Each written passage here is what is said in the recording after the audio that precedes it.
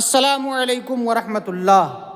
ناظرین کرام، آج ہم بہار شریعت کی روشنی میں 10 اہم شرعی مسائل بیان کریں گے۔ مکمل ویڈیو ضرور ملاحظہ فرمائیں تاکہ کوئی اہم مسئلہ رہ نہ جائے۔ سوال نمبر 1، اگر سجدہ سہو واجب ہو جائے لیکن سجدہ کرنے سے پہلے نماز کا وقت ختم ہو جائے تو کیا حکم ہے؟ اس کا جواب ملاحظہ فرمائیں۔ اگر سجدہ سہو واجب تھا لیکن سجدہ کرنے سے پہلے نماز کا وقت ختم ہو گیا، مثلا فجر کی نماز میں سہو واقع ہوا اور پہلا سلام پھیرا اور سجدہ ابھی نہ کیا کہ سورج طلوع ہو گیا تو سجدہ سہو ساقط ہو گیا۔ یوں ہی قضا پڑھتے ہوئے سورج زرد ہو گیا تو سجدہ سہو ساقط ہو جائے گا۔ سوال نمبر 2، بعض لوگ اپنے دشمن یا ناپسندیدہ شخص کو دیکھ کر کہتے ہیں عزرائیل آ گیا یا ملک الموت آ گیا، اس کا کیا حکم ہے؟ اس کا جواب ملاحظہ فرمائیں۔ فرشتوں کی شان میں ادنا گستاخی بھی کفر ہے، اس لیے کسی شخص کو حقارت یا نفرت کے طور پر عزرائیل یا ملک الموت کہنا بہت خطرناک بات ہے اور کلمہ کفر کے قریب ہے۔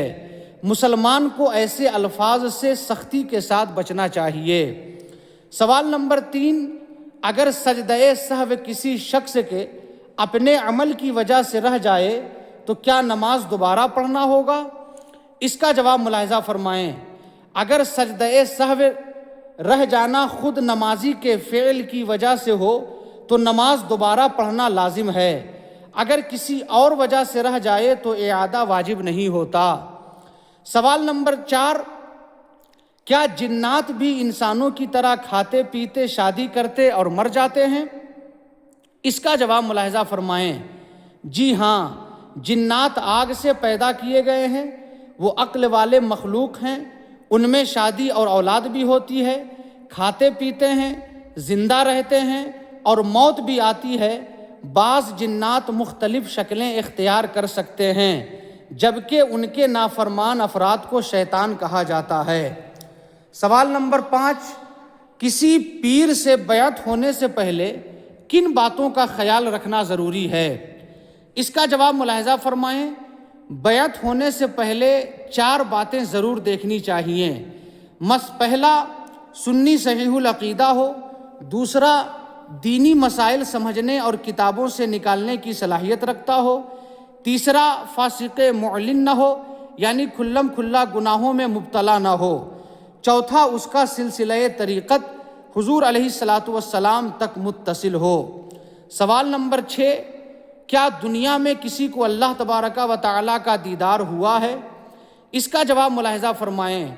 جی ہاں، دنیا کی زندگی میں اللہ تعالیٰ کا دیدار بیداری میں خاص طور پر حضور علیہ الصلاۃ والسلام کو ہوا ہے، جبکہ خواب میں یا قلبی طور پر اللہ تعالیٰ کا دیدار دیگر انبیاء علیہم السلام اور اولیاء کرام کو بھی ہوا۔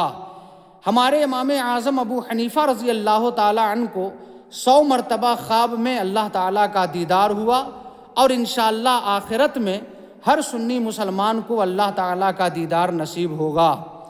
سوال نمبر 7، کیا آپ جانتے ہیں کہ 5 وقت کی نماز پڑھنے سے کیا فائدہ حاصل ہوتا ہے؟ اس کا جواب ملاحظہ فرمائیں۔ حضور نبی کریم صلی اللہ تعالیٰ علیہ وسلم نے فرمایا، اگر کسی کے گھر کے دروازے پر نہر بہتی ہو اور وہ روزانہ 5 بار اس میں غسل کرے تو کیا اس کے جسم پر کوئی میل باقی رہے گا؟ صحابہ نے عرض کیا، نہیں۔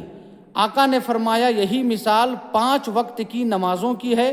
اللہ تعالیٰ ان نمازوں کے ذریعے بندے کے گناہوں اور خطاؤں کو معاف فرما دیتا ہے۔ سوال نمبر 8، وضو کرنے والوں کو قیامت کے دن کیا انعام ملے گا؟ اس کا جواب ملاحظہ فرمائیں۔ حضور نبی کریم صلی اللہ تعالیٰ علیہ وسلم نے فرمایا، قیامت کے دن میری امت اس حال میں بلائی جائے گی کہ وضو کے اثر سے ان کے چہرے، ہاتھ اور پاؤں چمک رہے ہوں گے، لہٰذا جو اس چمک کو زیادہ کر سکتا ہے وہ کرے۔ سوال نمبر 9، نماز نہ پڑھنے والے کے بارے میں اسلام کیا حکم دیتا ہے؟ اس کا جواب ملاحظہ فرمائیں۔ ہر عاقل و بالغ مسلمان پر نماز فرض عین ہے، جو نماز کی فرضیت کا انکار کرے وہ کافر ہے، اور جو جان بوجھ کر نماز چھوڑے وہ سخت گنہگار اور فاسق ہے۔ اسلامی حکومت میں ایسے شخص کو قید کیا جائے یہاں تک کہ وہ توبہ کرے، نماز شروع کر دے۔ سوال نمبر 10، کیا آپ جانتے ہیں کہ وضو میں کتنے فرض ہیں؟ اس کا جواب ملاحظہ فرمائیں۔ وضو میں 4 فرض ہیں۔ پہلا چہرہ دھونا، دوسرا کہنیوں سمیت دونوں ہاتھ دھونا، تیسرا سر کا مسح کرنا، چوتھا ٹخنوں سمیت دونوں پاؤں دھونا۔ یاد رہے کہ کسی عضو کو دھونے کا مطلب یہ ہے کہ اس کے ہر حصہ پر کم سے کم 2 بوند پانی بہہ جائے۔